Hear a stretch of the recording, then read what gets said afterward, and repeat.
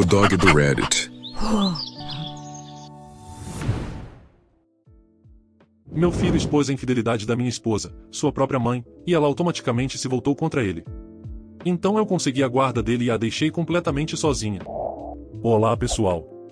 Aparentemente hoje em dia os jovens não encontram apenas brinquedos perdidos por aí. Mas sim, elas encontram mensagens escondidas, senhas secretas, e aparentemente, os esqueletos escondidos no armário dos pais. Hoje vou contar minha história, e não existe uma versão amigável para jovens ou family friendly, já que ela apenas irá expor os erros mais sujos da vida de uma pessoa adulta. Bem, devo começar com um clichê, mas que não deixa de ser verdade. Pois eu realmente nunca pensei que o meu casamento terminaria assim. Eu, homem de 39 anos, acreditava que minha esposa, Débora, uma mulher de 37 anos, era quase uma companheira perfeita. Isso porque ela era uma mulher bastante gentil e amistosa, e também porque depois de 13 anos de casamento, ela nunca me deu qualquer motivo significativo para eu duvidar dela. Outra informação importante aqui é que nós tínhamos um filho, Daniel, de 13 anos, que sempre se mostrou ser um garoto com um bom coração e ótima personalidade. Dito isso, eu sempre considerei Débora como uma boa mãe para ele. Ela demonstrava realmente amá-lo, embora para mim isso sempre foi nada mais do que o natural, uma vez que ele era uma criança, e também o seu próprio filho. Tínhamos uma casa agradável e uma família adorável, mas tudo desmoronou por causa dela.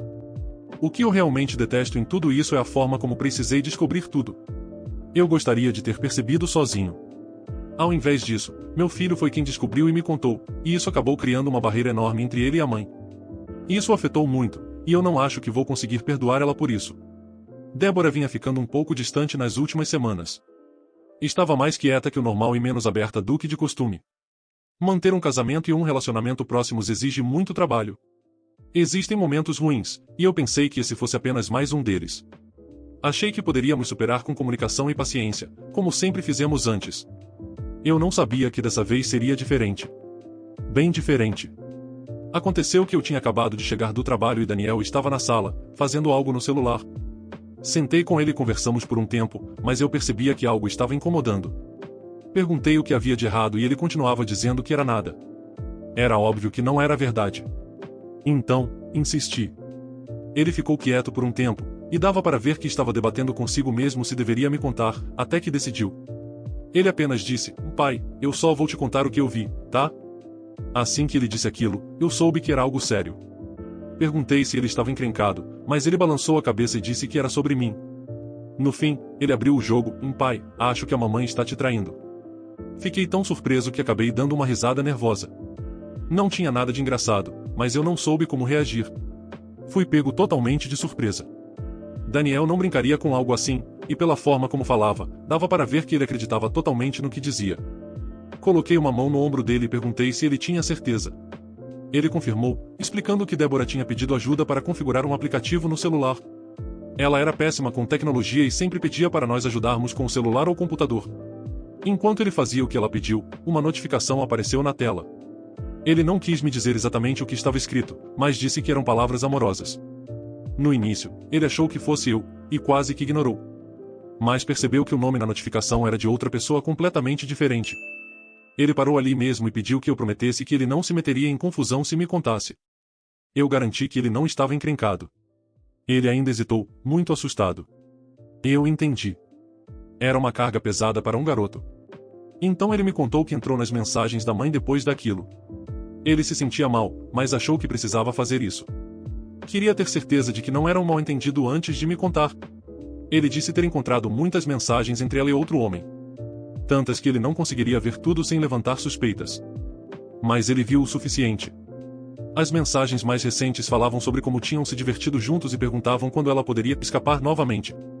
Ela dizia como era difícil encontrar tempo para si mesma quando tinha marido e filho, enquanto fingia estar indo fazer manicure ou algo assim. Então meu filho disse que não sabia qual era a coisa certa a fazer. Ele se importava com nós dois. Ele obviamente queria que ficássemos juntos, mas também não queria ver a mãe dele me machucar. Eu disse que entendia como a decisão tinha sido difícil e agradeci por ele ter me contado. Eu o abracei e disse que ele não precisava mais se preocupar com nada. Que ele não estava em nenhum tipo de problema. E que dali em diante eu cuidaria de tudo. Ele pareceu aliviado por tirar aquilo do peito. Ele voltou ao normal em algumas horas, mas percebi que não conseguia olhar a mãe nos olhos. Eu também não me sentia confortável perto dela, mas não deixei transparecer. Ainda estava processando tudo o que Daniel me contou.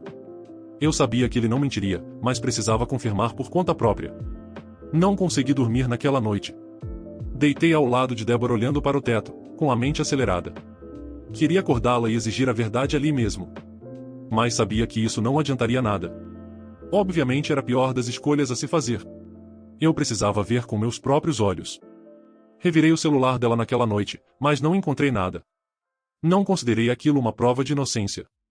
Só significava que ela provavelmente estava apagando os rastros. Talvez tivesse percebido o que Daniel viu. Com o conselho de um subreddit, contratei um detetive particular. Foi caro, mas parecia a opção mais inteligente. Eu já tinha motivos para suspeitar, e a partir daí ela já parecia estar escondendo algo. Eu não conseguiria confiar nela novamente enquanto não soubesse a verdade, e minha única chance parecia ser contratar um profissional. Fui até ele, passei todos os dados e esperei. O detetive não demorou para trazer resultados. Eu estava no trabalho quando ele me ligou. Pelo tom de voz, eu já sabia que vinha notícia ruim. Ele disse que ela estava se encontrando com um homem chamado Mark. Ele trabalhava em um escritório na mesma rua que o dela, e o detetive a flagrou escapando com ele 3 vezes apenas na semana em que a estava seguindo. Ela saía do trabalho 2 horas antes de mim, e usava esse tempo para se encontrar com ele em um motel todas as vezes. É claro que ele tinha fotos para comprovar tudo. Ele tinha absolutamente tudo documentado, com registros detalhados de horários e de seus movimentos. Mas as fotos eram a parte principal. Elas tinham marcação de data e hora e estavam nítidas. Havia fotos da Débora e do amante se beijando no banco do passageiro do carro dele. Também havia uma sequência deles descendo do carro e entrando no hotel. Ele comentou que aquilo definitivamente era um erro de iniciante, disse que ela não estava sendo tão cuidadosa quanto pensava que estivesse. Se realmente estivesse tentando esconder tudo, teriam ido em carros separados e com chegada alternada. Ela estava relaxando demais, provavelmente porque achou que Daniel havia visto algo e apagou as mensagens. Ou talvez ela deveria estar confiante de que eu não fazia ideia do que estava acontecendo. Nesse momento eu já estava pensando demais nas possibilidades. Talvez ela estivesse se preparando para negar tudo, já tendo algum álibi. Mas, ao menos, era reconfortante saber que eu tomei a atitude certa antes que ela tivesse tempo de limpar todos os rastros. Mas isso não ajudou muito com o sentimento de devastação. Eu estava arrasado, traído, mas principalmente em choque. Depois de 13 anos juntos, você pensa que vai até o fim. Eu não conseguia entender como ela decidiu que tudo isso não significava nada. Passei os dias seguintes planejando meus próximos passos. Por mais que eu valorizasse nossa história juntos, eu não ia ignorar uma traição. Isso, para mim, é imperdoável. Quando já estava pronto para iniciar o processo com um advogado, confrontei Débora com a verdade. Fiz Daniel dormir na casa de um amigo naquela noite. Eu não queria que ele estivesse em casa caso tudo saísse do controle. E foi exatamente o que aconteceu. Eu não disse nada. Apenas joguei as fotos no colo dela enquanto estava na cama. Assim que ela viu o que eram, imediatamente afastou as imagens. Ela não disse uma palavra. Perguntei se ela tinha algo a dizer, e ela apenas balançou a cabeça. Disse que eu obviamente tinha algo a falar e que eu deveria começar. Já estava irritado com a postura dela, mas segui em frente. Eu realmente tinha muito a dizer. Não perdi tempo perguntando se ela realmente teve um caso, porque obviamente a prova estava ali, bem na nossa frente. Só perguntei quem era o sujeito e se ela o amava. Ela admitiu que trabalhavam na mesma rua, mas alegou que nada havia acontecido entre eles. Disse que eu não tinha as provas que achava que tinha, porque nunca chegaram a dormir juntos. Apenas passavam algum tempo juntos. Aquilo me fez rir. Apontei para as fotos deles se beijando e perguntei se aquilo era o que ela chamava de apenas passar tempo juntos. A mentira foi tão preguiçosa que me senti insultado por ela achar que eu acreditaria. E o fato de ela nem parecer arrependida tornava tudo ainda pior. Ela insistiu que era apenas amizade, e então eu disse que deviam ser amigos muito íntimos para irem a um motel no meio do dia. Ela apenas me encarou, sem expressão, e disse novamente que eu não tinha prova de que eles dormiram juntos. As fotos não mostravam isso. Eu me senti discutindo com um jovem teimoso. Nós dois sabíamos o que ela fez, mas ela queria se proteger em tecnicalidades. Como se aquilo fosse um tribunal, e que se eu não tivesse todas as provas, tudo voltaria ao normal. Eu disse que já tinha visto as mensagens no celular dela e sabia que estava mentindo. Isso mudou tudo. De repente, aquele olhar vazio sumiu e ela se sentou ereta. Ela explodiu e disse, foi o pirralho, não foi? E na sequência ela chamou nosso filho de pequeno pedaço de lixo, e disse que ia ensinar uma lição a ele. Eu fiquei alarmado com a mudança repentina de comportamento. Eu já tinha planejado proteger Daniel, mas fiquei chocado com ela apontar o dedo para ele tão rápido, e eu nem tinha mencionado o nome dele. Ela se agarrou nisso para tentar fugir da culpa. Ignorou completamente o fato de que atacar Daniel por bisbilhotar era praticamente admitir que tudo era verdade. Eu menti e disse que ele não sabia de nada. Daniel confiou em mim e eu nunca o colocaria em risco. Eu ia deixar Débora, mas ela continuaria sendo a mãe dele para o resto da vida. Eu não queria destruir essa relação. Mas ela estava pronta para destruir tudo por conta própria. Todo o foco dela se voltou contra Daniel, que era um garoto horrível, que havia se voltado contra ela desde que virou adolescente. Era surreal ouvir ela falar assim do próprio filho só porque ele descobriu que ela estava me traindo. Nesse momento, tirei o celular do bolso e comecei a gravar. Estava pendurado na minha mão, então o vídeo não ficou ótimo, mas o áudio pegou tudo, em cada insulto contra o nosso filho, inclusive as ameaças veladas de dar um jeito nele. Normalmente, eu não teria medo da minha esposa. Ela tem porte comum, nunca foi violenta. Mas agora eu sabia que ela era capaz de muito mais do que imaginei. Eu não ia arriscar a segurança do meu filho. Eu não discuti mais. Arrumei minhas coisas e disse que estava indo embora. Ela surtou completamente. Me acusou de destruir nossa família, de virar Daniel contra ela, dizendo que eu já tinha conseguido. Eu disse apenas que levaria Daniel para ficar com meu irmão até ter certeza de que ela não representava perigo para ele. Ignorei todas as ameaças. Peguei 2 malas pequenas e saí sem olhar para trás. Mesmo quando ela jogou algo contra a parede, eu continuei gravando tudo. Não vou mentir, minhas mãos tremiam quando entrei no carro. Ainda estou abalado com a forma que tudo aconteceu. Eu realmente não esperava que ela surtasse daquele jeito. E estou feliz por ter tido a previsão de garantir que Daniel estivesse fora de casa. Ele está seguro comigo na casa do meu irmão, e embora ela tenha ligado ameaçando para que eu o levasse de volta, ela ainda não apareceu pessoalmente. Estou documentando tudo. E, junto com a gravação, meu advogado diz que tem uma boa chance de ganhar a custódia. Daniel não reagiu bem a tudo isso. Ele está convencido de que nossa separação é culpa dele, mesmo eu garantindo que ele fez a coisa certa. Eu tive que contar a ele sobre a reação da mãe, apesar de ter poupado os detalhes mais pesados. Ele não é mais um jovem pequeno, e precisava entender por que eu não queria que ele a visse. Ainda me sinto perturbado com o que descobri naquela noite.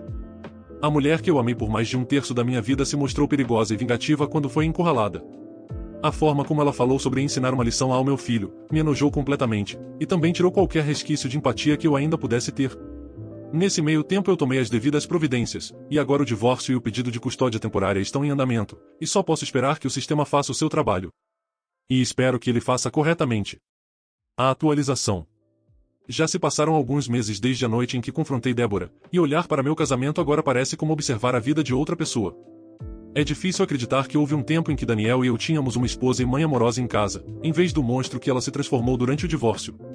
Ela continuou ameaçando chamar a polícia se eu não levasse Daniel de volta. Eu respondi enviando o vídeo onde ela faz ameaças a mim e a Daniel, dizendo que eu o apresentaria à polícia. Eu sabia que a polícia provavelmente não faria nada, mas aquilo foi suficiente para impedi-la de fazer alguma estupidez. As coisas pioraram quando ela começou a mandar mensagens para o Daniel, tentando influenciar a mente dele. Ele mesmo me mostrou. Ela mandou várias mensagens seguidas, acusando de destruir nossa família por causa do que achou que viu. Chegou ao ponto de ele me perguntar se eu tinha certeza de que ela realmente estava traindo. Eu o assegurei de que o detetive fez um trabalho completo e que as provas eram sólidas. Ela só estava tentando empurrar a culpa para qualquer pessoa que não fosse ela. Eu não me senti bem com isso, mas bloqueei o número dela no celular dele. Eu não ganhei a guarda emergencial. Infelizmente, isso não fez muita diferença, pois eu não fui obrigado a levar Daniel de volta para casa. O juiz decidiu que eu agi com responsabilidade ao informar a mãe sobre onde ele estaria. Ele disse entender minha preocupação e por que eu o tirei de lá, mas não acreditava que Daniel estivesse em perigo real com a mãe. Mas, temporariamente, desde que eu não saísse do estado ou mudasse de residência sem o conhecimento dela, ele poderia continuar comigo e com meu irmão. A decisão me deixou revoltado. Débora tinha surtado naquela noite, e se Daniel estivesse em casa, ela poderia ter machucado ele de verdade. Parecia que o sistema estava se curvando para proteger os direitos dela como mãe, apesar de todas as provas mostrando que ela não estava apta. Isso me fez duvidar seriamente das chances na audiência de custódia definitiva. Eu também fui muito criticado por todo mundo ao meu redor. Ela inventou uma história para nossos amigos e familiares dizendo que eu roubei nosso filho. Pessoas que sempre foram amigáveis comigo começaram a me olhar torto na rua, quase me tratando como um criminoso. Eu explicava minha parte da história para quem me dava essa chance, embora eu já considerasse isso quase que uma afronta moral, mas ao menos alguns me entendiam. Já outros poucos ainda insistiam que ela era mãe e jamais faria algo realmente extremo contra o filho. Bem, só acho que essas pessoas não devem ter uma TV em casa. Como que essas pessoas não viram ou não se lembram de tantos casos extremos entre familiares? Mas, de alguma forma, a audiência final foi mais justa. Dessa vez, o juiz concordou que havia sim uma causa séria para preocupação. Ele descreveu a gravação daquela noite como perturbadora. Comentou que até poderia interpretar aquilo como um surto emocional isolado, se não fosse pela enxurrada de mensagens que ela enviou para mim e para Daniel depois. Aconteceu que eu recebi a guarda completa de Daniel, enquanto ela ficou com direito apenas a visitas supervisionadas. Foi definido como uma situação temporária, com possibilidade de guarda compartilhada futuramente, dependendo do comportamento dela. Eu não fiquei muito animado com essa parte, mas isso é algo para lidar lá na frente. Eu não consigo nem explicar o alívio que senti em conseguir a guarda completa dele. Eu estava mal por muito tempo, achando que ia perder meu filho para uma mulher que passou a odiá-lo por causa dos seus próprios erros. Ainda acho que o sistema legal tem prioridades bem questionáveis às vezes. Até eu que não sou muito entendido no assunto pude perceber como, caso eu não tivesse um robusto conjunto de provas, e até mesmo o suporte do meu filho, uma pessoa como ela poderia sim ter levado a melhor. Mas agora acredito que principalmente demos azar com o juiz da primeira audiência. Quanto à situação do meu filho, aconteceu que Daniel ficou relutante em ir às visitas, e eu precisei convencê-lo a dar uma chance à mãe. Para ser sincero, parte de mim concordava com ele que talvez fosse melhor manter distância, uma vez que ela conseguiu enganar até a mim por vários anos. Mas eu sinto que ele merece a chance de decidir isso por si mesmo. E quanto à interação deles, ela não desperdiçou essa oportunidade. E quando eles se encontraram, ele me contou que ela estava quieta e cautelosa. Parecia até que eram dois estranhos se conhecendo. Ela disse que estava arrependida de como tinha agido e que estava tentando conquistar a confiança dele novamente. Daniel me disse que não acreditava totalmente nela. Em uma visita posterior, ela confessou que se sentia sozinha e reconheceu que foi ela quem destruiu a família. Ela disse que tratou de encerrar o caso que tinha, justamente por causa de toda a dor que isso causou. E disse ainda que se sentia vazia sem nós dois, mas que não se perdoaria se não tentasse reparar ao menos o relacionamento com ele. Daniel não respondeu na hora. Eu disse a ele que não precisava aceitar o pedido de desculpas até estar pronto. Ela nos machucou muito, e levaria tempo para recuperar tudo isso. Talvez um dia ela e Daniel consigam reparar o relacionamento que ficou abalado entre eles. Eu não veria problema nisso, especialmente se ela realmente mudar. Digo, é um sentimento bastante ambíguo esse. Afinal de contas, por anos ela foi uma boa mãe, e do nada, diante de uma situação que a irritou, mesmo ela estando completamente errada, ela me mostrou um lado que eu jamais tinha visto antes. Então mesmo para mim é confuso compreender quem é ela de verdade. Se ela ainda pode ser uma boa mãe para ele ou se não. Se ela se arrepende realmente de suas palavras ou se apenas está com medo da solidão agora. Mas é improvável que ela volte a ser a guardiã principal dele. E considerando o quão rápido ela perde o controle, eu acho que está muito bom assim. Quanto a mim, está tudo bem claro. Eu jamais pretendo voltar a me relacionar com ela de qualquer outra forma senão apenas com algo relativo ao nosso filho. Se não fosse por ele, eu certamente jamais a veria novamente. Mas diante de tudo o que aconteceu, e como as coisas se desenrolaram, acho que posso me sentir como alguém que ainda saiu no lucro, pois de forma geral, as coisas poderiam ter sido bem piores. Mas ao meu ver, consegui descobrir uma traição que eu nem desconfiava, isso graças ao meu filho que se mostrou alguém justo, leal e preocupado com o meu bem-estar. Consegui me separar de uma pessoa mentirosa e ingrata, e principalmente, consegui manter o meu filho e meu melhor amigo ao meu lado. Comentários sobre o relato. Só alguém que sabe que é culpada tenta atacar assim uma testemunha. E ela definitivamente não se preocupou nem um pouco com a família, até porque ela buscou manipular e intimidar o seu próprio e único filho, que apenas tentou fazer a coisa certa. Acho que isso é imperdoável. Ela ainda foi descuidada, arrogante e ridiculamente ruim em esconder os rastros, inclusive tendo a audácia de dizer que tudo não passava de apenas uma amizade. Patético. E esse tipo de pessoa ainda se sente no direito de ficar furiosa, porque as decisões dela tiveram consequências negativas para ela mesma. Ah, coitadinha. Só posso dizer que o Op agiu bem afastando seu filho dessa mulher o máximo possível, uma vez que no mundo de hoje não restam dúvidas de que muitas vezes uma mãe pode sim fazer o pior com o seu próprio filho. Então todo cuidado é pouco. E aí, meus amigos, beleza? O que vocês acharam desse relato? Me digam nos comentários. E se possível, deixem o like, hypem o vídeo e se inscrevam no canal. Valeu demais!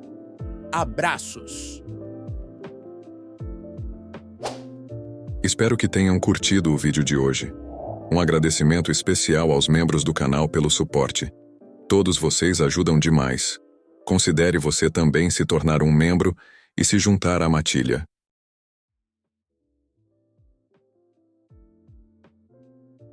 Muito obrigado por assistir. Inscreva-se e deixe o like. Abraços.